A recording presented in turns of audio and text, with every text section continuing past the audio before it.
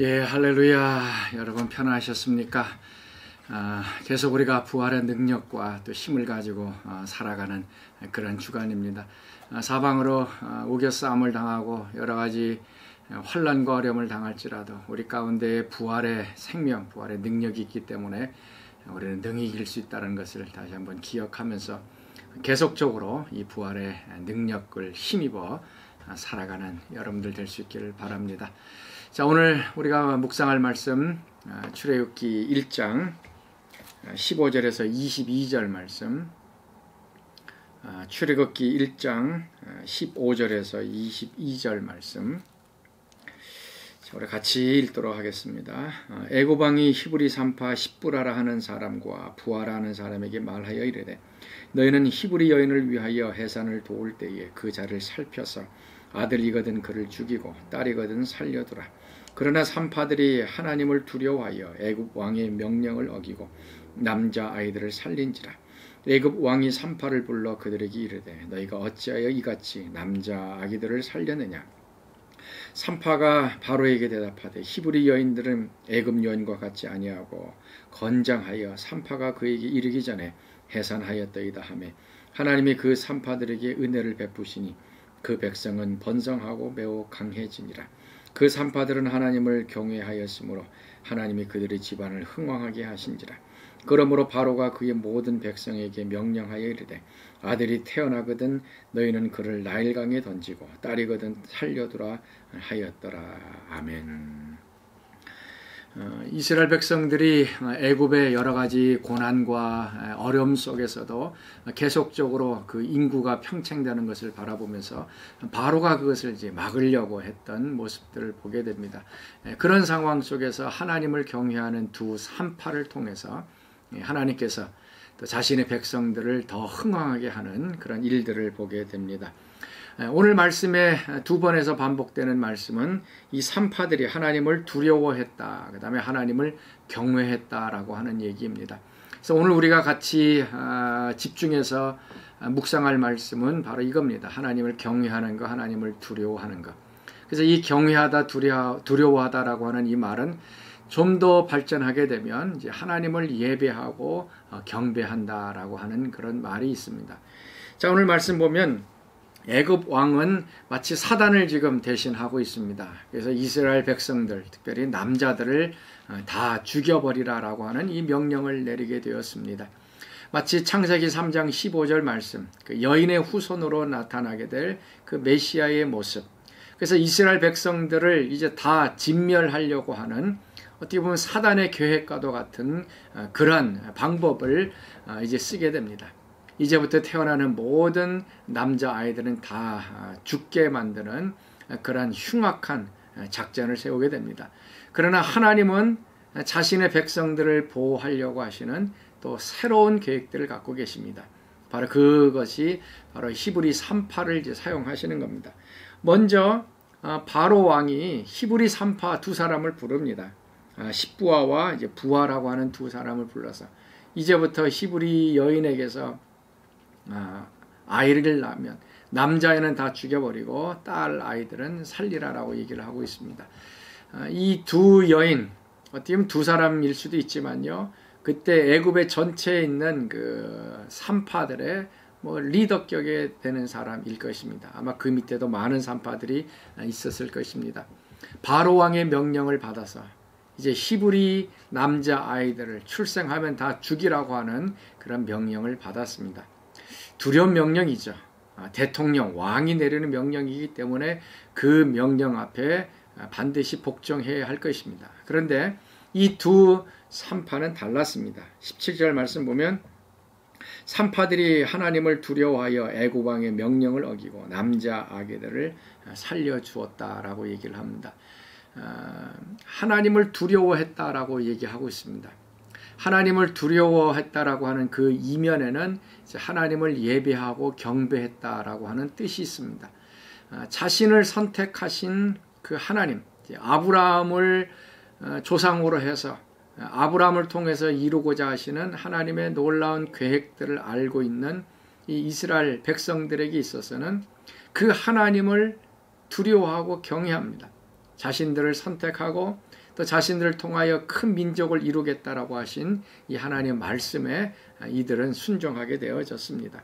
그래서 바로의 명령도 두려워하지 않습니다.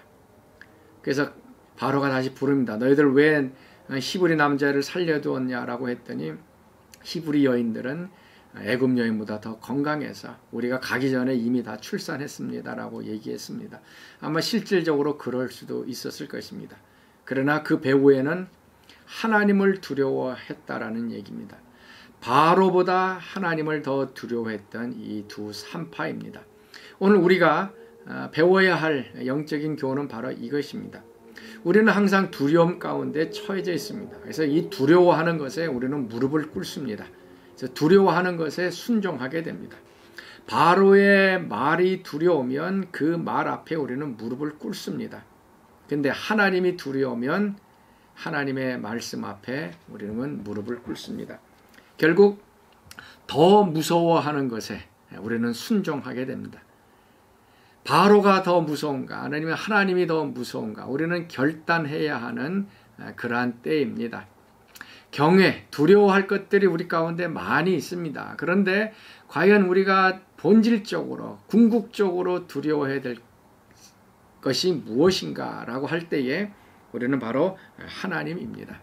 그래서 바로를 두려워하느냐 하나님을 두려워하느냐 아니면 돈을 두려워하느냐 아니면 하나님을 두려워하느냐 사람을 두려워하느냐 하나님을 두려워하느냐라고 하는 얘기입니다. 그래서 더 두려운 하나님을 두려워할 때 그때 우리의 신앙은 올바르게 될 것입니다. 창세기 4장 그 19절 말씀에 보면 베드로와 요한이 성전에 올라가서 나면서부터 안진병이를 고칩니다. 그때에 그 고친 사건 때문에 사내들인 공의원에 이 두 사람이 잡혀갑니다. 70인 당대의 이스라엘의 최고의 정치 권력을 갖고 있었던 산헤드린 공회, 예수님을 십자가에 못 박으도록 결정한 모임이 바로 이 공회입니다. 그 공회에서 70명의 사람들이 얘기합니다. 이제부터 너희들은 예수의 이름으로 가르치지도 말고 말하지도 말라라고 얘기를 합니다. 엄청나게 무서운 것이죠. 예수님이 거기에 서서 십자가에 못 박히라고 하는 죽음을 선언받았던 곳입니다. 자신들도 잘못하면 죽음을 당할 수 있는 그런 곳입니다. 정치적인 종교적인 최고의 권력자들이 이제 예수 이름을 증거하지 말아라. 가르치지도 말고 그것으로 말하지도 말라라고 얘기를 합니다. 이 두려움 앞에서 베드로는 이렇게 얘기합니다. 하나님 앞에서 너희 말을 듣는 것이 하나님의 말씀을 듣는 것보다 옳은가 판단하라라고 얘기를 합니다. 베드로는 너무나도 당당합니다. 최고의 정치, 종교, 권력자들, 두려워해야 할 이 사람들 앞에서 내가 너희들 말을 듣는 것이 옳으냐 아니면 하나님 말씀을 듣는 것이 따르는 것이 옳으냐 너희들이 한번 판단해 보라라고 얘기합니다. 베드로는 정치력, 권력보다는 살아계신 하나님을 더 두려워하고 그 말씀을 순종하겠다라고 선택했습니다. 마태복음 10장 28절에도 이런 말씀 있죠. 몸은 죽여도 영혼은 죽이지 못하는 자들을 두려워하지 말아라. 오직 몸과 영혼을 능히 지옥에 멸할 수 있는 이를 두려워하라. 사람들은 우리의 몸을 죽일 수가 있습니다. 우리의 몸을 예수님처럼 십자가에 못 박게 하든 우리를 위협하고 우리를 공격하고 그래서 우리를 몸을 죽일 수가 있습니다. 그러나 우리의 가장 중요한 이 영혼만은 죽이지 못합니다. 이 영혼의 문제는 하나님만이 하실 수 있는 거예요. 그래서 과연 이 사람을 두려워할 것인가 하나님을 두려워할 것인가 우리는 사람을 너무나도 두려워하고 있죠. 그러나 사람이 할 수 있는 그 한계는 우리의 몸만 죽이는 것입니다. 우리의 영혼에 대해서는 그들은 우리의 영혼을 지옥에 던질 수가 없습니다. 그런데 하나님은 우리의 몸도 지옥에 던지고 영혼도 지옥에 던지시는 분. 그래서 우리 영혼까지도 컨트롤할 수 있는 분이 하나님이신 것을 기억하라라는 얘기입니다. 오늘 우리가 두려워하고 예배해야 될 분은 하나님 한 분입니다. 사람도 우리는 두려워해서도 안 되고요. 어떤 정치적인 권력이나 아니면은 돈이나 물질이나 이런 것들에 대해서 우리는 두려워할 수 없습니다. 바로 하나님을 앞에서 우리가 두려워할 때 그 모든 두려움들은 다 상대화되고 무너져 내리게 됩니다. 하나님께서는 이 하나님을 경외하는 두 산파에게 축복을 해 주십니다. 바로의 그 무서운 두려움 앞에서도 하나님을 경외하는, 하나님을 선택했을 때 하나님은 그 사람들을 축복해 줍니다. 그 축복이 무엇인가 하면 20절 말씀, 하나님이 그 산파들에게 은혜를 베푸셨다. 그리고 21절 말씀, 그 산파들은 하나님을 경외하였으므로 하나님이 그들의 집안을 흥왕하게 했다. 하나님을 경외하는 자의 축복이 성경에 많이 나옵니다. 하나님은 하나님을 예배하고 경외하는 자를 그대로 두지 않고 반드시 거기에 대한 보상, 축복을 줍니다. 오늘 이 두 산파에게는 하나님께서 은혜를 베풀어 주시고 그들의 집안을 흥왕하게 했다라고 합니다. 두려움 앞에서, 그 바로의 그 명령 두려움 앞에서 그 두려움을 이기고 하나님을 경외했던 이 두 여인에게 하나님께서 은혜를 베풀어 주셔요. 아마 이 두려움을 제거할 수 있도록, 그 바로 앞에 섰을 때도 담대할 수 있도록 하나님께서 이 은혜를 베풀어 주셨을 것입니다. 그리고 이들의 가정을 흥왕하게 했다라고 말씀하고 있습니다. 오늘 우리가 다시 한번 하나님을 경외하고 두려워하는 이것들이 좀 회복되어졌으면 좋겠습니다. 그러면 하나님께서는 우리를 그대로 내두지 않고 또 은혜를 베풀어 주시고 또 여러분의 가정을 흥왕하게 할 것입니다. 하나님 외에 두려워할 자 없습니다. 오늘 하루 고백하면서 하나님만 경외하며 섬깁니다. 우리 고백하는 여러분들 될 수 있기를 바랍니다. 우리 같이 기도하겠습니다. 하나님 참으로 감사합니다. 우리 주변에는 너무나도 두려워하는 것들이 많이 있습니다. 그러나 참으로 두려워해야 될 분이 누구인가 오늘 깨닫게 해 주시니 감사합니다. 하나님만 두려워하게 하시고 하나님만 예배하게 하시고 그렇게 할 때에 우리 주변에 두려워했던 모든 것들이 무너져 내리고 그것들이 상대화될 수 있도록 축복하여 주옵소서.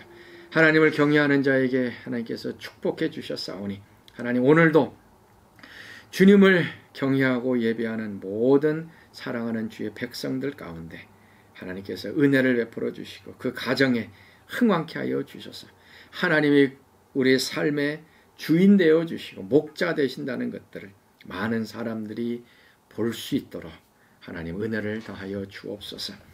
이제는 우리 주 예수 그리스도의 은혜와 하나님의 그 크신 사랑하심과 성령의 교통과 충만하심이 오늘도 다른 것 두려워하지 않고 하나님을 두려워하고 경외하는 오늘 새벽 말씀에 참여한 모든 사람들 가운데 영원토록 함께 하시기를 간절히 축원하옵나이다. 아멘.